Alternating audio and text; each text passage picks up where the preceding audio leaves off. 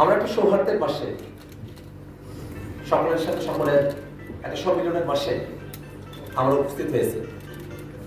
মাসটা অর্ধেক আমাদের থেকে গত হওয়ার পথে। এই মাস আমাদেরকে সংযম শিক্ষা দেয়।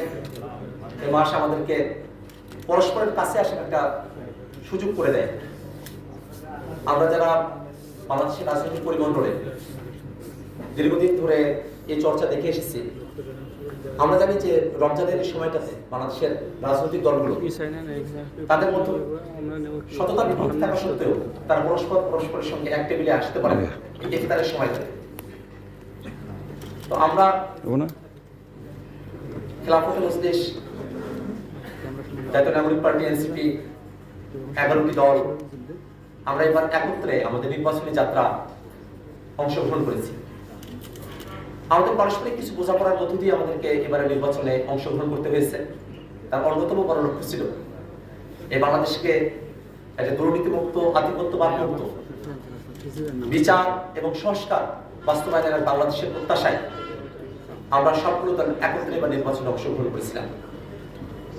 নির্বাচন সমাপ্ত হয়েছে, রেশ এখনো কাটেনি, কিন্তু আমরা যে লক্ষ্যগুলোকে মাথায় রেখে একত্রিত হয়েছিলাম, সেই লক্ষ্যগুলো বাস্তবায়নের জন্য একত্রিত হওয়াটা কতটা জরুরি ছিল সেটা বর্তমান ক্ষমতাসীন দল বিএনপি জুলাই সনদ, গণভোট, সংবিধান সংস্কার পরিষদে তাদের সদস্য হিসেবে শপথ না নেওয়া, তাদের আইনজীবীদেরকে দিয়ে কোর্টে জুলাই সনদের বিষয়ে, সংবিধান সংস্কার পরিষদের বিষয়ে রুল জারি করানো, এই প্রত্যেকটা পদক্ষেপে আমাদের জোটের প্রাসঙ্গিকতা ফুটে ওঠে।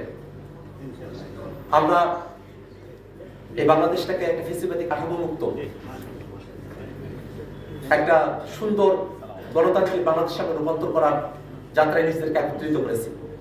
সেই যাত্রায় খেলাফতে মজলিস ঐকমত্য কমিশনে যেমন জুলাই সনদের পক্ষে অবস্থান নিয়েছিল, জোটের শরিক হিসেবে আমরা জুলাই সনদের পক্ষে আমাদের কথা বলেছি এবং সামনের দিনেও এই বাংলাদেশ রাষ্ট্রটিকে যদি পেছনের দিকে টেনে নিয়ে যাওয়ার কোনো চক্রান্ত করা হয়, যদি গণভোটের গণরায়কে প্রত্যাখ্যান করার মতো কোনো পরিবেশ তৈরি করা হয়, সেক্ষেত্রে আমরা রুখে দাঁড়াবো।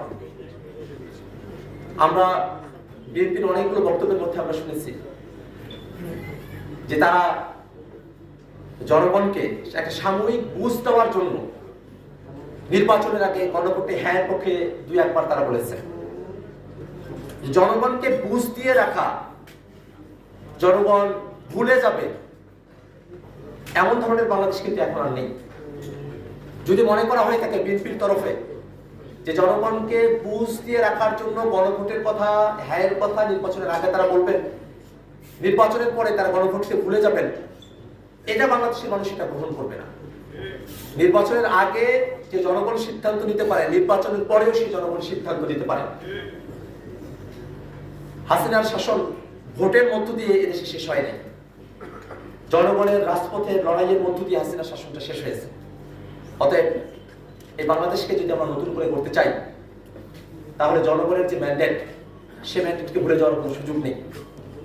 আমাদের সকলকে মিলে নতুন এক বাংলাদেশের প্রত্যাশার জন্য আমাদেরকে কাজ করতে হবে। সেই কাজে খেলাফত মজলিস অগ্রগামী ভূমিকা রাখবে। জাতীয় নাগরিক পার্টি, এনসিপি, খেলাফত মজলিস সহ বাংলাদেশের জনগণের পক্ষে সকল রাজনৈতিক দল জনগণকে সাথে নিয়ে বাংলাদেশের হয়ে কথা বলবে এমন আশাবাদ ব্যক্ত করে আপনাদের সকলকে আবারও সালাম জানিয়ে আমি আমার কথা এখানে শেষ করছি।